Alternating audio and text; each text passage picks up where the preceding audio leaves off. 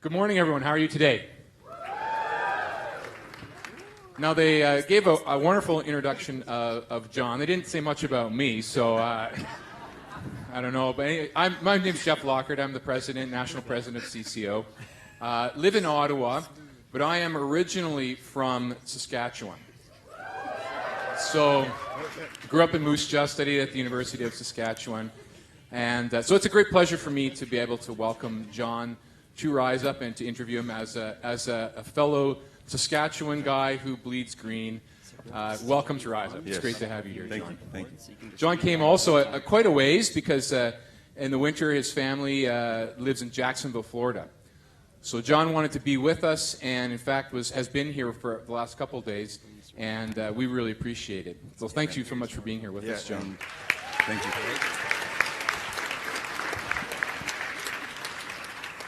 It's been a pleasure being here. Oh my goodness. I don't know exactly what I expected when I got here. I know he told me there were going to be a lot of people, but to see 600 plus university students searching or acting their faith is very inspirational and very uplifting. Sometimes you get in the grind of the world and the workforce and that, you don't see it daily, and sometimes you wonder, you question, and to see so many of you completely rejuvenates my faith and lets me know I need to get myself going too. Awesome. We're going to talk about a few things today, primarily three things: football, faith, and family.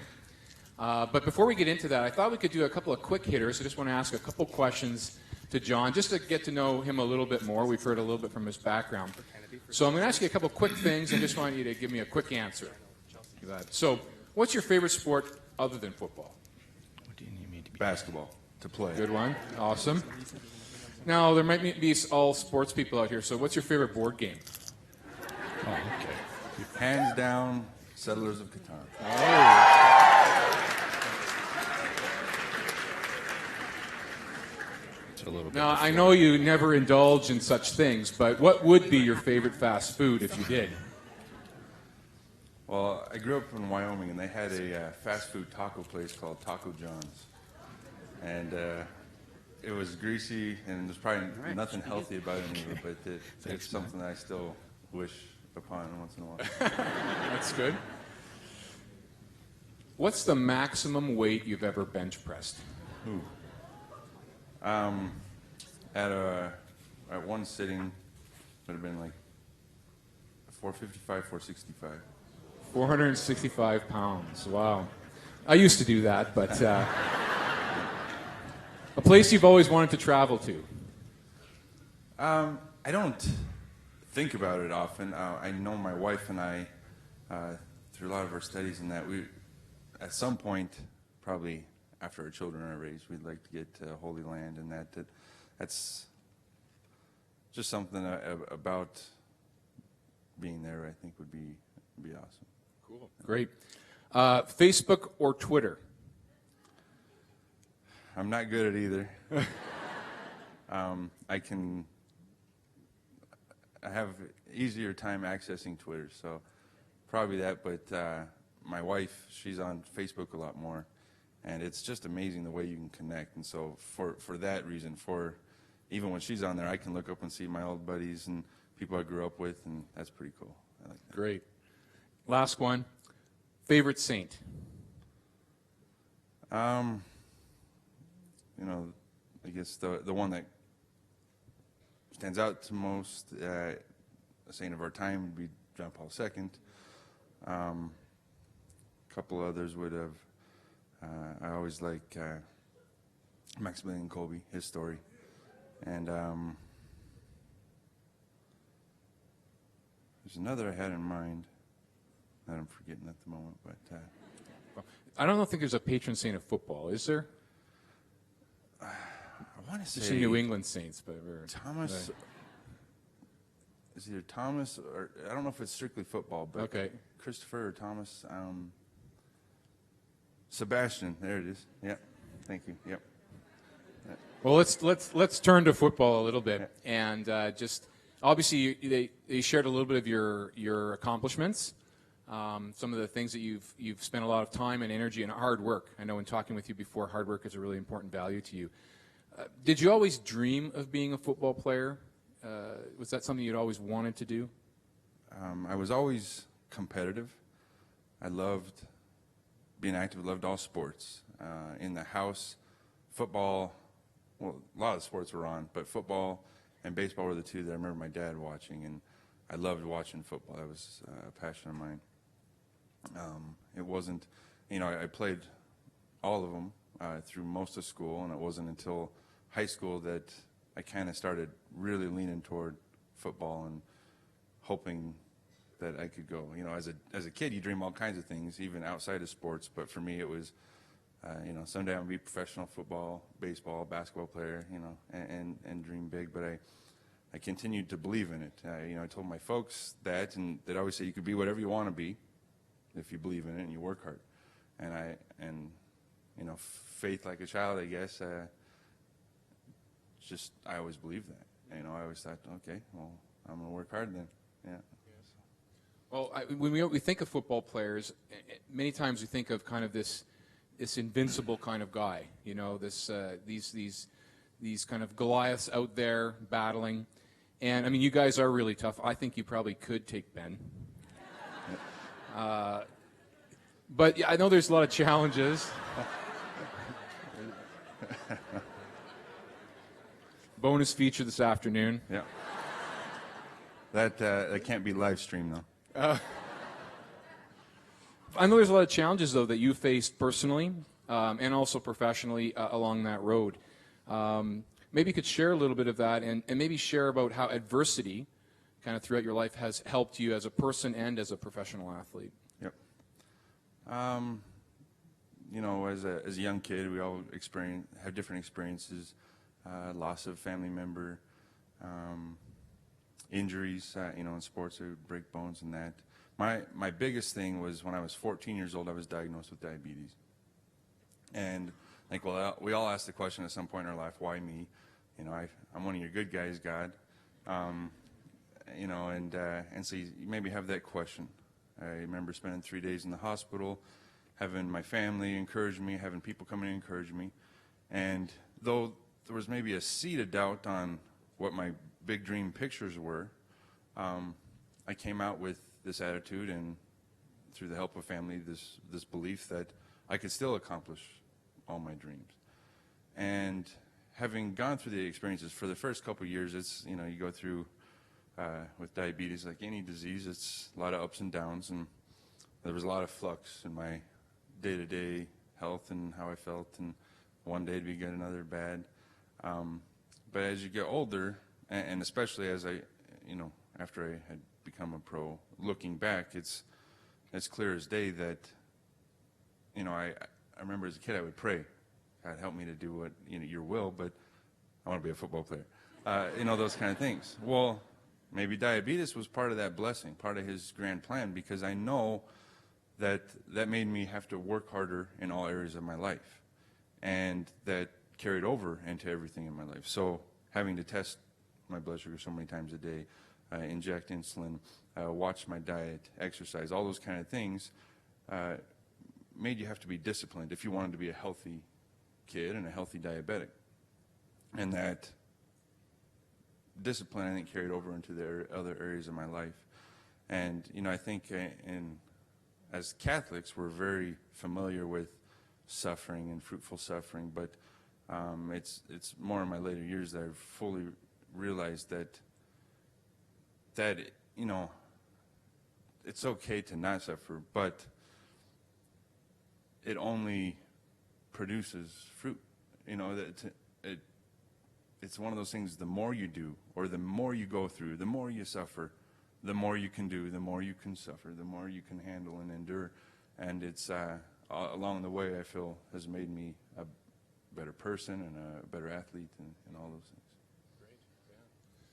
We're here at a national student conference, university student conference. They mentioned in the introduction that you went to Utah to play football. Mm-hmm. Maybe tell us a little bit about what college was like for you. Was college an important time in your faith journey? What was it like for you? Yeah, it was, and again, as I've been observing and watching, I've just been overimpressed. And what was I doing in my college years? I don't know. But, thinking about it, it was absolutely the biggest step in my faith life. Because other people I've watched, when I was at home, I was raised a cradle Catholic. I didn't know all the answers. I wasn't maybe the best catechized. My dad was a Catholic school. He raised in a Catholic school system. So anytime I was asked a question on faith I couldn't answer, I would go to him. And he'd usually give me a right answer, or at least a colorful one. But when I got to Utah State, it's a little bit different college than probably most of us are familiar with. It is 90% LDS, Mormon. And they have a lot of zeal for the Lord. And you are approached daily about their faith and your faith. And when I couldn't have, I believed so deeply in the Catholic Church. I was always moved. My dad was a youth minister for most of my young years, so I got to really experience the Lord in awesome ways. And so I always had that deep faith and that zeal, but I didn't have the answers. And I knew that if I had any chance, I had to seek out the answers. So though I still fell often, I became very familiar with confession in college, but was a blessing because it was the first time I made the choice on my own to go to confession. And it became habitual, and I thank God for that because I really grew closer to God. Going to Mass Sunday, just like in sports, I realized that, everyone always wants to know what the trick is to be the best athlete. What's the perfect exercise? Sometimes the answer is just doing it, just going. Make sure that you're going and exercise. You're doing something. You're lifting some weights. It doesn't have to be exact. Well, it's the same with our faith life. And it's a college where I saw so many people, the Mormons, they were going to church. And I had people outside that faith were very caught up in a lot of the secular world. And I knew that, okay, it's college, I'm trying to figure out life, and I'm going to do both, but I'm going to make sure I'm going to get to church this Sunday. That's how I was brought up. And I knew that my ultimate goal was to have the family like the family I grew up in. And church was that hope for me. And I guess it was the one thing that was consistent for me that was me. Because you're introduced to so many new things. Yeah, you're university professors, very secular, many times. So the things you're taught on a daily basis, you're not around God. And then the people you're dorming with or living with may be on a completely different realm than you. And so you got to find one thing that's you. And for me, that is God. I know that He's blessed me, and that was the time in my life that I made that choice. I wasn't always making the right choices outside of that hour on Sunday, though a lot of the time I tried. It was that hour on Sunday that helped me through the rest of the times. Yeah, so for you, university was a really pivotal time in your faith journey, as you're saying, kind of making it your own, choosing it for yourself, Right. and really setting a direction for your life, setting a course for your life. Yeah, absolutely. And it was also that habit. I met who would be my wife as a freshman. And she was a LDS girl, born and raised. And but she was already a better Catholic than I was. She didn't know it at the time, but and still is, And so, but she was not in love with her faith.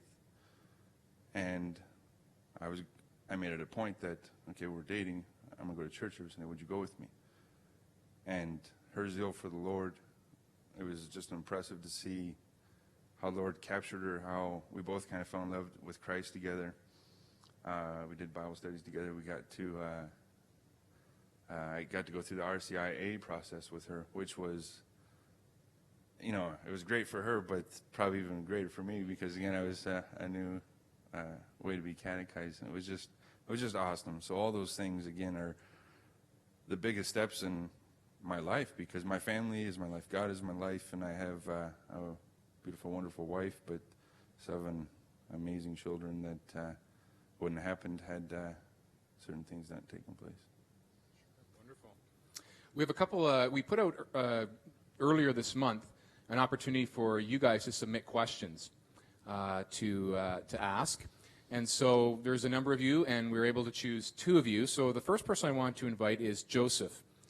Where's Joseph? There he is, Joseph. So Joseph's from Burnaby, BC, and please share your question with us. Hi, John. My question simply is that as a professional athlete as well as the father of a large family, I imagine you face a lot of challenges with the faith.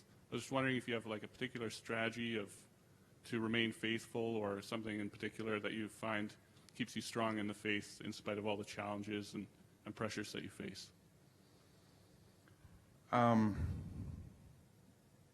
You know, I don't have a perfect answer for that. I'd like to say I have a plan always. My foundation is my faith in those relationships. So you get caught up in what your teammates are talking about, or what, you know, whatever's going on in the world.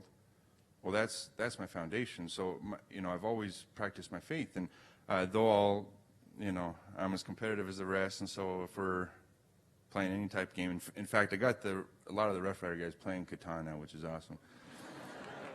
And I love whooping them at it. But I love having the opportunity to still be that athlete, the guy who in a locker room I can talk some trash and that, but also be the family guy and the faithful guy that I am. And so when the opportunity is right, you know, sometimes you can share the faith without words, and then when there's the opportunity, I try to do that. And though sometimes I also get pulled the other way, get caught up in bad conversations or whatever, I like to think and hope and believe that a lot of the time that I am the one pulling.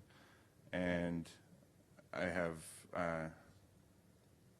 a lot of friends over the years, teammates over the years, that they knew who I was. They very highly respected me because of the way I worked and things like that, but they also respected me because of my faith. And so even though I was maybe close with these certain guys, for instance, when they're going to city, a lot of them are going out to hit the town and do things that they know, and they don't ask me to go, which I appreciate, because, you know, it's easy, you know, and I think early on in my career they did.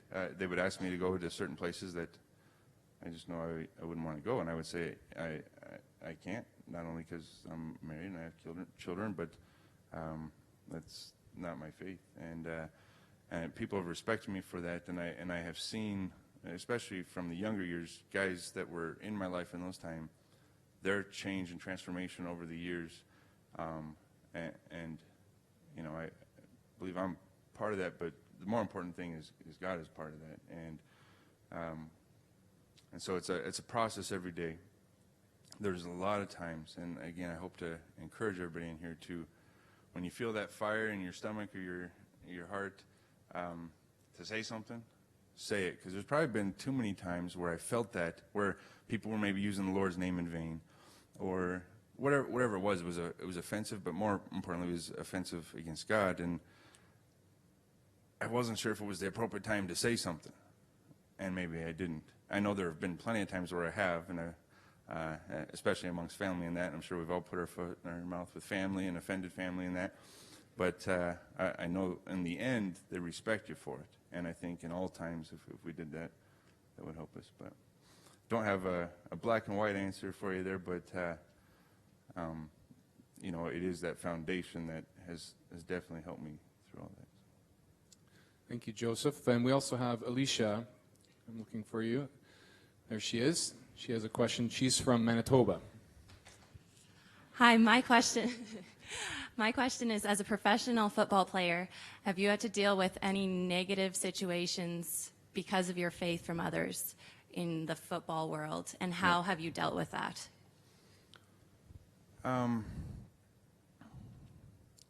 It's hard to say some of the time. I don't think I've never got a job or any of that because of my faith. There's times where maybe it's been uncomfortable at university, again, when I'm a minority in my faith, that was uncomfortable at times, but it created great conversation and stirred up great things. Within a lot of the teams I've been on, there are faith studies and groups, but it's usually non-denominational or that. And I haven't necessarily been outed, but my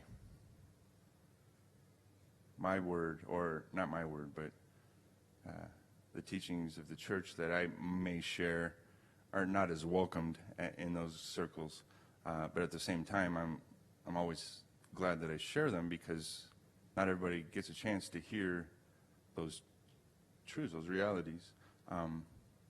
Because in different circles, a lot of people are born and raised. If they're not Catholic, well, they're probably anti-Catholic, you know. And so just to hear, for them to be able to hear, wow, you're a real person, and oh, you're, you know, that you're as real and true and God-fearing and God-loving as they are, but to be able to share some of those. So, yeah, nothing that's been persecuting, per se, that I can think of. Yeah, I hope that answered your question. Maybe piggybacking off a little bit off of that, it's kind of, you know, as you've been living your faith, professional athlete. I noticed recently TSN did I guess kind of a story, you could call it, kind of an interview about your family life. And, you know, within that, they highlighted, or you could see that faith was an important part of your family. I think that was a great witness, across the networks, and for people to see, here's this accomplished player who loves his family, loves his children, and loves the sport, that he's involved in. And I think it was a great witness. One of the things you said in that, or you alluded to, was something that you feel that being a good husband, a good Christian husband, and a good father makes you a good football player. What did you mean by that? I alluded to it a little bit earlier, and I just, one thing I want to say is that there was a time this year where my head coach had me to speak, and he's like, how can, he was complimenting me, which is very humble, but he was like, how can John Shake, who has 7 kids and this and that, be doing all the extra things, be the first to the ball, making the plays, and doing those kind of things, and to me, again, that is the reason. It's part of the more you can do, the more you give to God, the more He'll glorify you. And to me, I haven't always been that way. It's a matter of learning. You know, when I first came out of school, I had this ego that it wasn't an outward ego. It was false humility. I had probably a sense of false humility where I put in a certain amount of work that I believed I earned to be drafted, that I had overcome, that I outperformed certain players. I should have been drafted. So I had a little bit of this chip on my shoulder. And, it's not until you get past those experiences that you realize that there's a lot of hardworking people out there. A lot of people, and they all have different blessings. A lot of people are gifted with pure talent, maybe not as much heart or work ethic, and or vice versa. But it's all a gift from God. And once you start to realize, you really become humble, and it doesn't mean I stop working hard, because that's the gift God gave me. So I know that God's going to do with me what He wants. And I have free will, yes, I understand that. But He's given me the ability to play football, and He's given me the ability to work hard. So all I can do is do those things to the fullest of my ability. But in my family life, He's also asked me to give everything to Him. And we don't know, I couldn't tell you how we're going to provide for one child, let alone 7. And I still don't have the answer. It's not to say that I don't ever have anxiety about that. But I try to remind myself constantly that I give that to God. God, help me to work within your plan.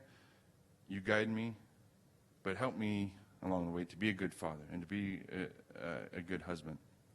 And those things, so 2013 I signed late with the Rough Riders and living in Jacksonville. So my family got to come up, and they were there for 5 weeks, and then get back because we had just closed on a house. And it was the toughest test and time probably of our marriage and relationship. Don't know how much it affected me football-wise, but I didn't feel like I was fully doing my duty. I didn't feel I could be fully who I was on the football field because I wasn't fully who I was meant to be as the husband and father. Now I realize some people are called to that, especially military, and those are tough callings. And I tried to look at it from that perspective as I'm still providing for and work hard, but I definitely noticed the difference this last year when they were with me, and I could go home and be husband and father, and it's exhausting, don't get me wrong, but God provides the grace, and he provides the strength and the endurance to get me through that. And can't say that, I continue to train and work hard. I was 30, I just turned 32, 31 most this last season, and had my best season. And I have no other explanation than God. I work hard, and I put the work in, and I continue to get better. It's experience, definitely, whatever we're practicing or learning. Same with our faith. The more we can study the Bible and our faith until the day we die, we're not going to get it all. But we're going to know more than we did yesterday. And so that's how it's been for me. Maybe one final question we've got time for. And, today is the day in the conference at Rise Up where we are being invited to go out as leaders in our faith. What encouragement would you give all of us, the students here, some of whom are active, very active in their faith, and maybe some who are just kind of starting into it?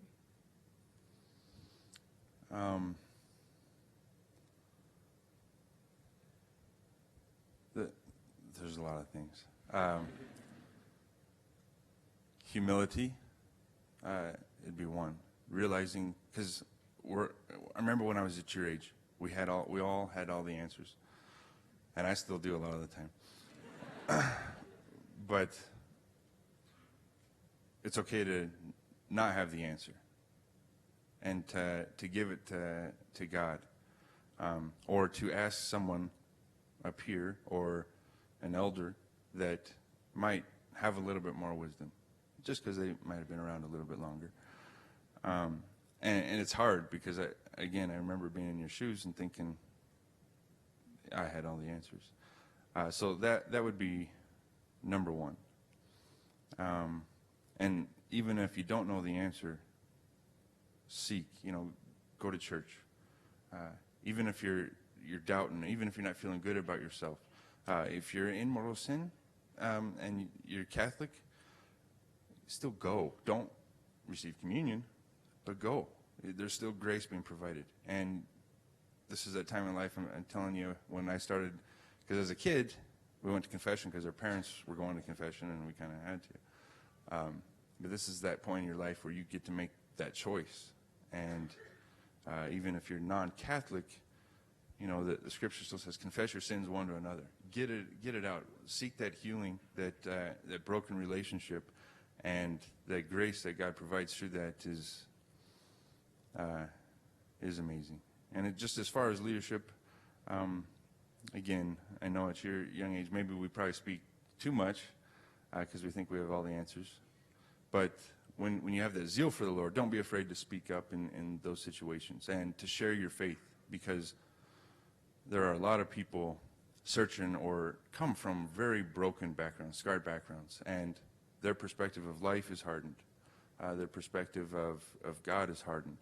And if you can just be one of those lights in the world to say, well, God is good, and you find a way to share it, maybe not with words even, that would be great. So those are a couple of suggestions I would have. Well, I want to thank you, John, for being with us, for spending this time.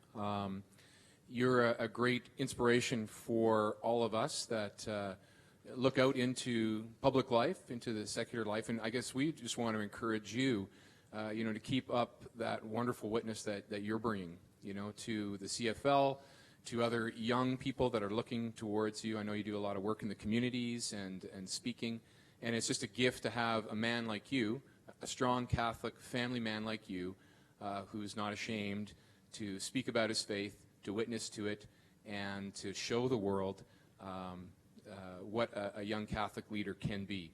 So we're grateful. We're praying for you. We look forward to opportunities to connect in the future again, and know that we have you in mind. And I think everyone in the room here will now be cheering for the Rough Riders. Thank you very much, John. Yeah, Appreciate thank, it. Thank you, guys.